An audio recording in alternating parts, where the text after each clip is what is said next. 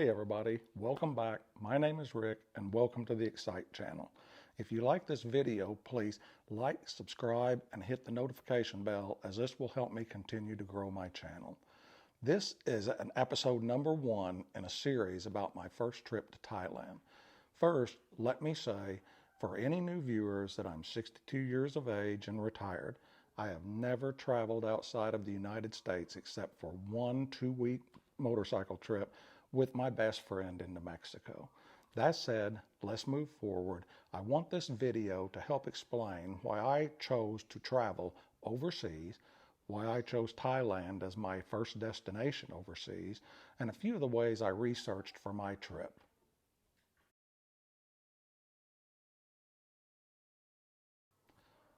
Well, it all started about 2 years ago for me.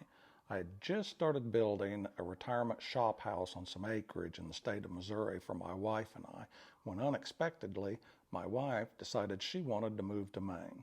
Without going into all the needless, sordid details, this was not in my retirement plans.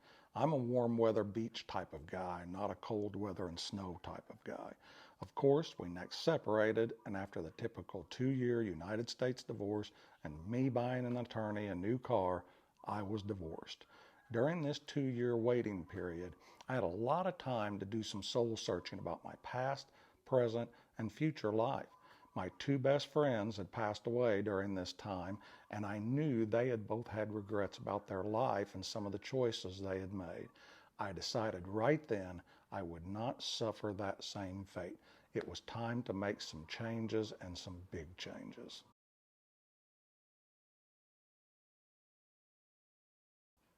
At first, since I loved the beach, I considered a liveaboard sailboat in Florida or somewhere along the Gulf. I also considered buying a used trawler boat and traveling the Great Loop, as that looked very exciting. After some research, I found the expense exceeded what I wanted to spend. I was looking for a more relaxing, adventuresome, cost-effective lifestyle, not one like I had done in the past, being tied to debt, property, and stress. One day, while researching retirement and travel locations, I had a YouTube channel pop up on my computer screen. It was a channel named Vagabond Buddha, and it caught my attention. The gentleman named Dan and his girlfriend Chung, I think that's how it's pronounced, and I apologize if I've butchered her name, they travel the world together and write reports about their boots on the ground experiences and the associated cost. Needless to say, I was fascinated that people actually did this. I'm very old school. I had owned several small businesses in my past and invested in properties. I worked 6 and 7 days a week. These people had made major life changes and seemed very happy. I was definitely hooked. I binge watched this and other channels that were related to overseas travel. Some of the channels I watched were the Filipina P, Old Dog New Tricks, and Every Man Has a Story. After watching these channels, I decided that Thailand was going to be my first destination. I researched the cost of living, infrastructure, food, culture, exchange rates on my US dollar, and Thailand ticked most of my boxes.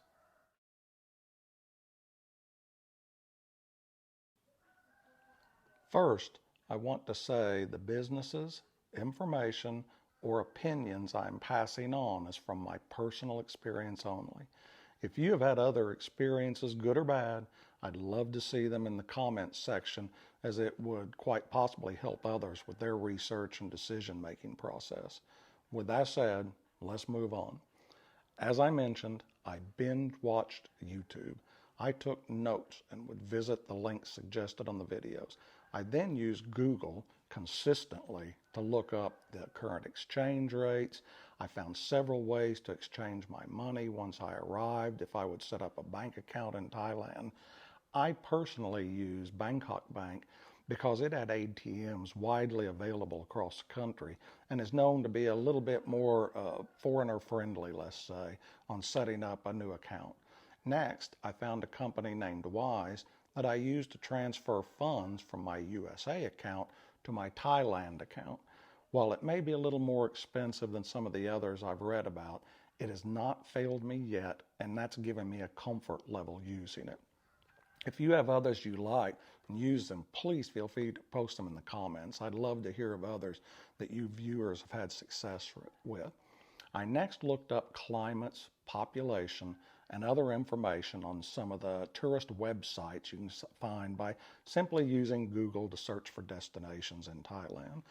I decided that I would fly into Bangkok on this first trip and then go to a small beach town named Hua Hin, which is a smaller town a couple hours away from Bangkok. This trip would be for a couple weeks only as a way to kind of recon the area in my first trip to Thailand. I then put some watches on Google Flights, checked my passport, wanted to be sure it had the required amount of pages and valid time left that was required for Thailand. I then began to apply for the Thailand Pass. Remember, this was my first trip and it was during the pandemic in 2021. Thailand had put a system in place named the Thailand Pass. This will be the focus of my next video in the series, what it was like to travel to Thailand during the pandemic. I hope you'll stick around for my next video. If you like this video, please like, subscribe, and hit the notification bell. Until then, see you next time. This is Rick, signing off.